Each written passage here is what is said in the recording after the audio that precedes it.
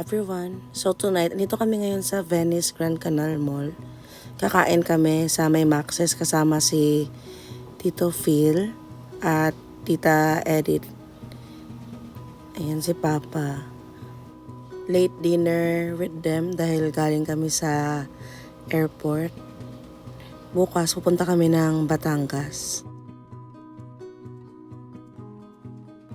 Maaga nga kaming umalis dahil ina-avoid namin yung rush hour dahil nga weekday. Ako ang nagmamaneho. At nasa may Batangas area na nga kami. Huminto kami dito sa may Tiang's Eatery para mag-breakfast.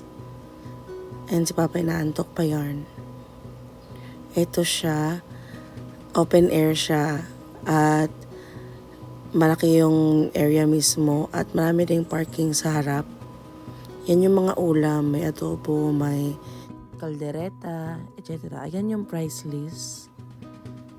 Ayan, nagbe-breakfast na kami. Naka-soft drinks, no? Tapos na kami mag-breakfast.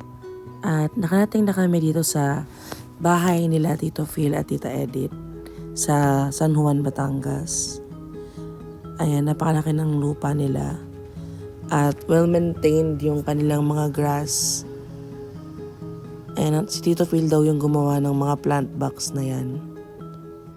Ang ganda ng pagka-landscaping ni Tito Phil. At yung mga plants niya, tuwang-tuwa din si Mama. Dahil si Mama nga mahilig magnenok. Joke lang. Ayan, ngayon naglalakad kami papunta sa isa nilang lote. Yan si Papa. Ito nga pala ay for sale. Baka gusto nyo. 1,100 something square meters. Ayan, si Mama nakakita na naman ng kanyang target na halaman. Naka-display lang yan. Pero, ayan, kinausap niya si Kuya na gusto niyang bilhin.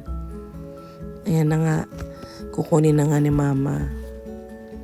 Nagulat kami kasi nagbibenta pala sila ng mga bonsai dito aside from mga ulam na binibenta nila. Akala namin decoration lang.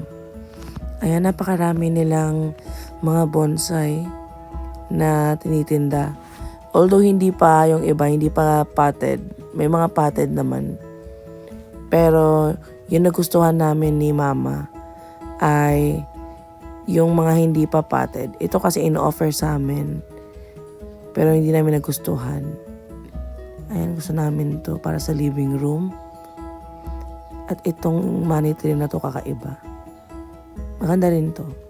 Pero ito yung nakuha namin na iuuwi. 1,000 pesos lang lahat. May pa freebie pang isa. Ayan, may mga natural grass cutter pala dito, mga kambing. Sila siguro yung taga-trim talaga. Joke lang. Ayan, dito kami sa loob. Nag-usap-usap lang. Ayan, nalaman namin na si Tito Phil may YouTube channel din pala. Ayan, si Mama at si Tito Phil. Kinalaga na yung mga bonsai na binili namin kanina.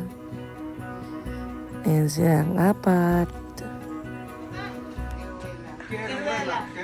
Thank you very much, Caruela family, for visiting us and for everything. Thank you very, very much. Thank you. God bless you. Ay, nagbenta pa nga sa amin dito ng piret. 1.5 kilo. Ayan, si Tito Phil na ang nagbalot. Umalis na nga kami at huminto kami dito sa may nagbebenta ng mga gulay at mga saging sa gilid ng highway. Ayan si Papa, tuwang-tuwa na naman. Kasi mahilig nga yan siya sa saging kahit hindi siya pwedeng kumain ng marami. Mama naman nagsha-shopping ng ingredients niya pang kare-kare. Ayan, si Papa talagang mausisa sa kanyang saging. Saging picking journey. Ayaw niya pang bilhin yung natundan kasi maliit daw. Ayan, si Mama naghahanap pa ng ibang bibilhin. May mga pipino sila. At ayan, kukuha ata siya ng mahigit 3 kilong saba. At namimili na rin siya ng latundan kasi gusto ko nga ng latundan. Ayan, may kalabasa rin. Ayan, si mama kukuha rin ng pang-stock namin na sibuyas. Ang dami talaga nilang paninda dito kahit maliit lang yung kanilang stand. May sari-sari store din sila. Ay ka lang. Bumili din si mama nitong sigarilyas. Gagamitin niya daw pang salad or pang pakbet. Ayan si papa naghahanap pa ng bibilihin.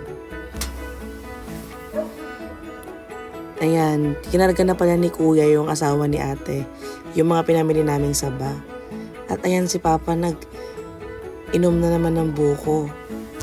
Surprisingly, napakatamis nung buko at kahit maliit, ang dami niyang sabaw. Ayan. Si mama uminom na rin.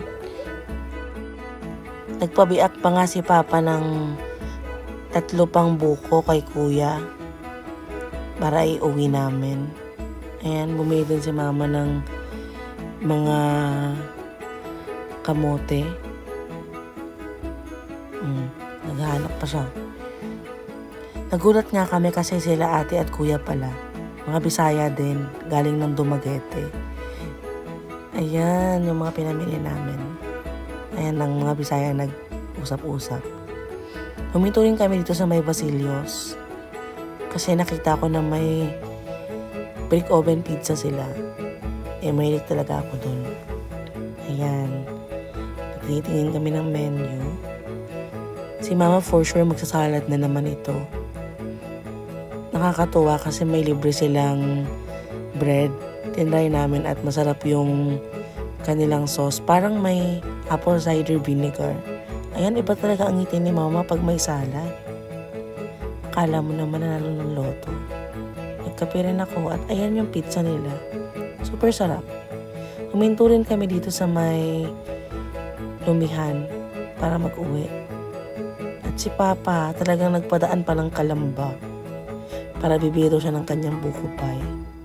Ayun lang, maraming salamat sa panonood.